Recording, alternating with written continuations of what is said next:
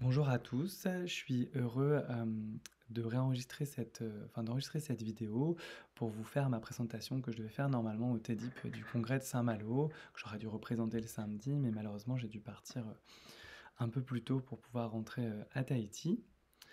J'ai prévu mon 10 minuteur pour pouvoir, enregistrer ça, sous le format demandé et je vais vous présenter en fait simplement une expérience, en tout cas un témoignage d'une expérience que j'ai vécue en lien avec la culture polynésienne. Voilà, donc je m'appelle Cédric Guéguin, je suis médecin généraliste, installé à Tahiti depuis maintenant 7 ans. Je pratique l'hypnose depuis 11 ans aujourd'hui. Et, donc je suis arrivé à Tahiti en 2017 et en mai 2018 a eu lieu un congrès, un séminaire de médecine intégrative, euh, là où en fait, les médecins de l'hôpital dont je faisais partie rencontraient les médecins traditionnels polynésiens. Parce qu'effectivement, Tahiti, c'est pas uniquement les lagons, enfin les magnifiques lagons turquoises, les fonds marins et les montagnes, c'est aussi une culture encore très ancrée et une médecine traditionnelle bien présente dans le quotidien. Euh, donc, pour ce séminaire, le docteur Eric Parra, un médecin pneumologue qui travaille avec les médecins traditionnels depuis 25 ans environ, me demande si je pouvais organiser un petit atelier d'hypnose pour présenter un peu ce qu'on pouvait faire et le lien qu'il pouvait y avoir en termes de médecine intégrative.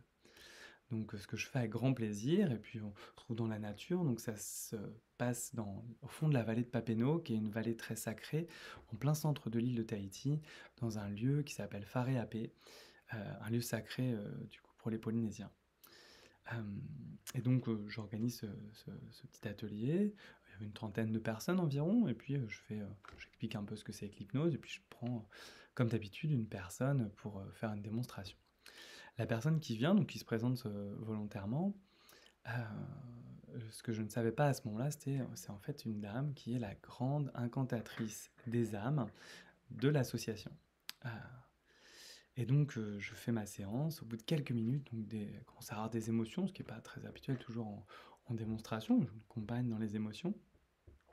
Et puis elle perd le tonus du côté gauche brutalement. Alors effectivement, bon, je reste concentré, hein, j'ai quand même du monde à regarder, je reste concentré, parce que bon, ça peut arriver enfin, voilà, des réactions physiques un petit peu marquées, puis on voyait bien que c'était pas un vrai AVC, mais vraiment voilà, comme une perte de tonus du côté gauche.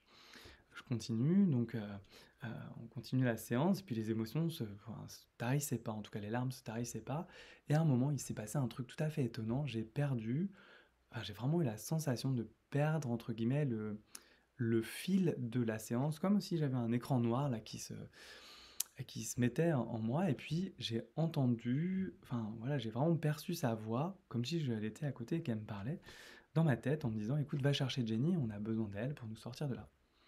On a demandé des témoignages. Après, elle a jamais parlé, en fait. Moi, j'ai perçu quelque chose dans ma... J'ai perçu quelque chose, en tout cas, et donc Jenny, c'est une tawa. Tawa, c'est les prêtres polynésiens, et donc sont les chamans polynésiens. Donc je la fais venir, et puis elle vient, elle se pose à côté, elle met la main sur mon épaule, et puis ça finit hop, ça finit par la séance se termine tranquillement, elle retrouve le tonus de ses bras, et puis la séance se finit. Euh, on termine, les gens autour étaient vraiment assez marqués, parce que quand même c'était intense comme réaction émotionnelle. Et puis là, je discutais un peu avec la dame qui m'explique, je prends encore quelques instants pour terminer, qui m'explique qu'en fait sa fille avait vécu enfin avait eu un AVC, elle a fait 5 arrêts cardiaques, et depuis ce moment-là, elle n'arrivait plus à faire passer les âmes. Du coup, ça lui posait beaucoup de problèmes dans son quotidien. Et donc, je continue, et puis je vais voir Jenny, je dis, écoute Jenny, et qu'est-ce qui s'est passé là? Est-ce que tu peux m'expliquer? Parce que vraiment, c'est pas habituel en tout cas en termes de séance. Et puis elle me dit, écoute Toté, alors Toté, c'est le nom qu'on donne, que les Polynésiens donnent aux médecins, ça veut dire celui qui sait.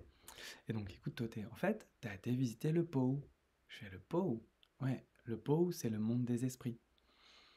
Et je trouvais ça tout à fait incroyable, et pendant plusieurs semaines, des gens sont venus me voir après à l'hôpital pour voir est-ce que ça va, tout va bien. Parce que visiblement, il y a des fois des gens qui visitent le POU et ça se passe pas toujours très bien. Donc voilà, je voulais partager avec vous cette expérience qui est vraiment étonnant et qui fait un peu lien entre les états modifiés de conscience et la manière dont ça peut prendre aussi. Voilà, enfin, c'est vraiment un truc tout à fait un truc dont on pourrait parler encore pendant des heures. Je voulais vous partager quelques petites photos festival en fait, des marquises.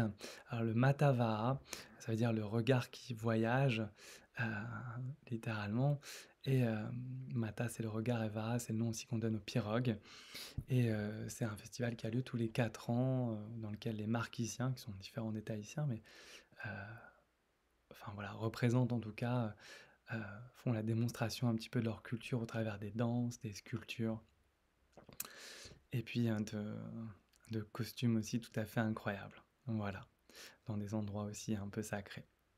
Ouais, j'espère que ça vous a plu et je vous souhaite à tous, une très bonne fin de semaine. Voilà, à très bientôt. Merci.